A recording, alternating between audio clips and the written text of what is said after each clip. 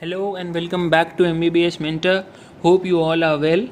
आज की वीडियो है हमारी प्लेटलेट्स के बारे में। तो वीडियो शुरू करने से पहले I would like to welcome our new subscribers Gurpreet Singh, Abu Saeed and Fiza Shamaj. So welcome to MBBS mentor family. और उम्मीद है आप लोगों को समझ में आ रहा होगा। And is there anything you can ask in the comment section, और डायरेक्टली मेल भी कर सकते हैं। इसके अलावा और भी कई लोगों ने सब्सक्राइब किया है, मगर उनके सब्सक्रिप्शन शायद प्राइवेट मोड पर लगे हुए, इसलिए मैं उनके नाम नहीं देख पा रहा हूँ। तो एक रिक्वेस्ट है कि जो नए सब्सक्राइबर्स हैं या जो हमारे पुराने सब्सक्राइबर्स भी हैं, वो भी जब हमारे चैनल को सब्सक्राइब करें तो वो अपने किसी भी वीडियो के कमेंट सेक्शन में लिख के बताएं कि हाय आई हैव रिसेंटली सब्सक्राइब्ड, या मैंने नया सब्सक्राइब किया आपका चैनल, ताकि हम अगली वीडियो में आपको फीचर कर सकें। So let's start. तो इसमें हम डिस्कस करेंगे प्लेटलेट्स या थ्रोम्बोसाइट्स के बारे में। तो हम सब जानते हैं प्लेटलेट्स के बारे में।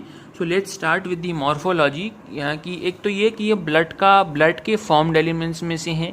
ब्लड में दो पार्ट होते हैं, एक तो आपका फ्लूइड पोर्शन प्लाज्मा और दूसरा फॉर्म्ड एलिमेंट्स। तो फॉर्म्ड एलिमेंट्स में प्लेटलेट्स होते हैं।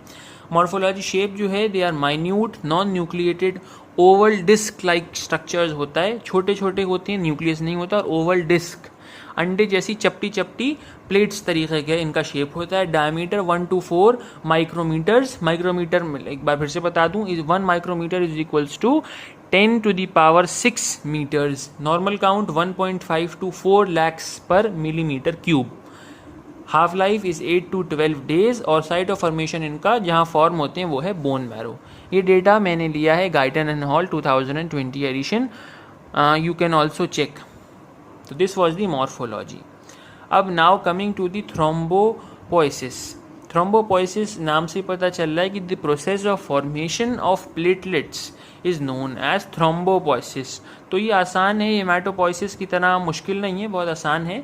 क्या? The process of formation and maturation of platelets under normal physiological conditions. तो प्लेटलेट्स का फॉर्मेशन और मैचुरेशन नॉर्मल कंडीशंस में, उसको हम कहते हैं थ्रोम्बोपोइसिस। क्या होता है? स्टेम सेल्स होते हैं, जो कि हमारी बॉडी में सब चीज़ें स्टेम सेल से शुरू होती हैं। स्टेम सेल से मेगा कैरियोब्लास्ट फॉर्म होता है, मेगा कैरियोब्लास्ट से प्रो मेगा कैरियोब्लास्ट, फिर मेगा कैरियोसाइट, और यहाँ आ गया प्लेटलेट्स। तो ब्लास्ट जो है वो हमारे सेल का प्रिकर्सर फॉर्म है।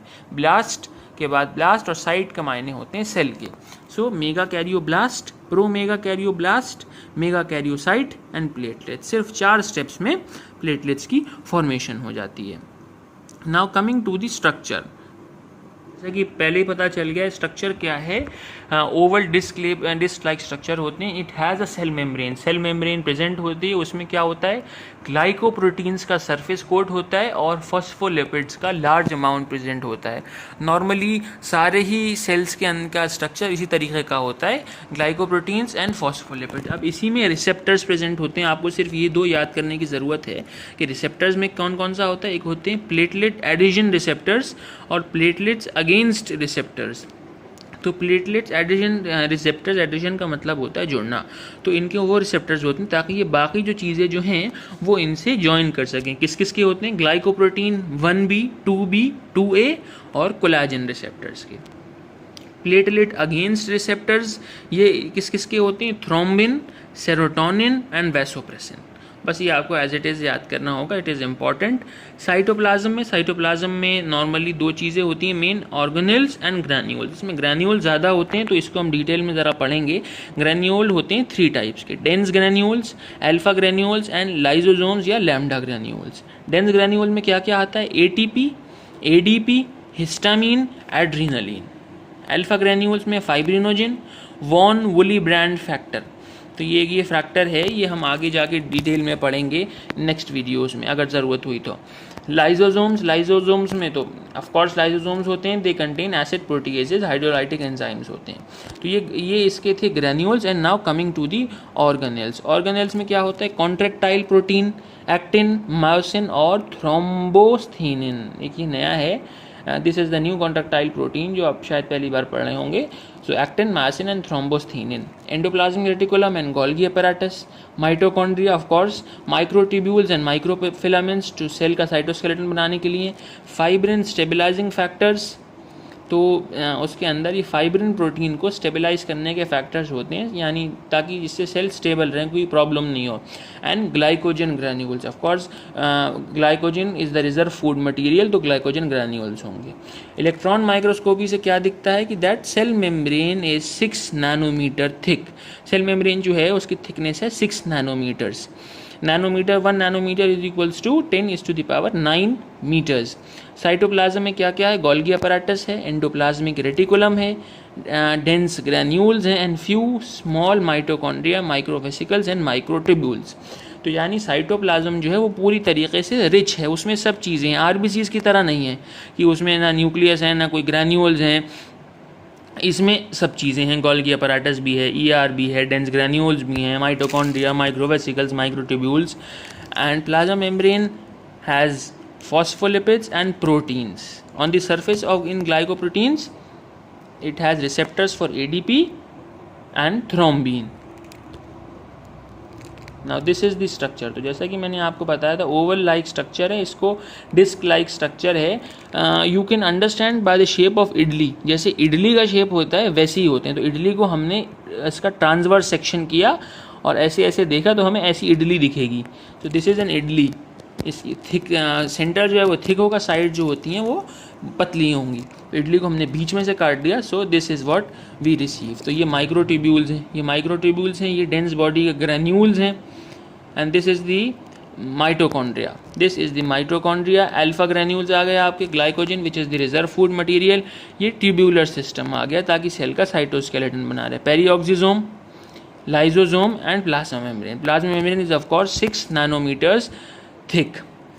This is one more structure so that कि आपको आसानी हो जाए। This is the another structure. तो इसमें सब चीज़ें हैं, you can see it has the shape of idli and has इसमें ऑर्गेनेल जोन में you can see mitochondria, glycogen, dense bodies, lysosomes. Membrane system में we have the canalicular system and the dense tubular system, ताकि वो आसानी से हो सके, cell के अंदर जो ट्रांसपोर्ट है उसको ईज हो। And the peripheral zone, glycocalyx और मेम्ब्रेन। स्ट्रक्चरल जोन में क्या क्या आया? Contractile element, margin, actin, cytoskeleton and microtubules. So this was the entire structure of platelets. और फंक्शन तो हम इसका सब लोग जानते हैं कि वो इसका मेन फंक्शन है, it's main function is it helps in blood clotting. Blood clotting पे हमारी एक सेपरेट वीडियो आएगी, तो इसमें बस एक ब्रीफ ओवरव्यू दे रहे हैं कि ऑफ कोर्स प्लेटलेट्स का जो मेन काम होता है that is blood clotting. Platelets जो हैं ब्लड क्लॉटिंग में मदद करते हैं उसके अंदर, इसीलिए इनके अंदर ये इतने ज़्यादा फाइबर्स हैं। फाइब्रिन स्टेबलाइजिंग फैक्टर्स हमने पढ़े थे, वो इसीलिए हैं ताकि कहीं पर भी कट लगता है प्लेटलेट्स फ़ौरन जाते हैं। फाइब्रिन जो उसके फाइबर्स हैं वो वहाँ जाके एक जाली टाइप का, मेश टाइप का बनाते हैं ताकि ब्लड फ्लो स्टॉप हो। एंड ब्लड फ्लो स्टॉप्स, उसके बाद वो स्कैब बन जाता है, खुरन जिसे कहते हैं, लाल लाल कलर का, एंड इट फॉल्स ऑफ। तो मेन इसका फंक्शन यही है प्लेटलेट्स का। और प्लेटलेट्स की अगर ना हो, ब्लड क्लॉटिंग ना हो, तो बहुत सारी प्रॉब्लम्स आती हैं। ऑफ कोर्स सीज़न आ रहा है अक्टूबर नवंबर का, डेंगू या डेंगी फीवर का, कि जिसमें प्लेटलेट्स काउंट डिक्रीज़ हो जाता है, ब्लड प्लेटलेट काउंट बहुत कम हो जाता है और जिसकी वजह से ब्लड क्लॉटिंग में प्रॉब्लम होती है। And that is it's more significance. So that's all for today. उम्मीद है आप लोगों को समझ में आया होगा। अगर अच्छा लगा या बुरा लगा या कोई सजेशन देना चाहते हैं तो प्लीज़ कमेंट सेक्शन में हमें बताएं। So like, share, comment and subscribe to MBBS mentor. Good bye.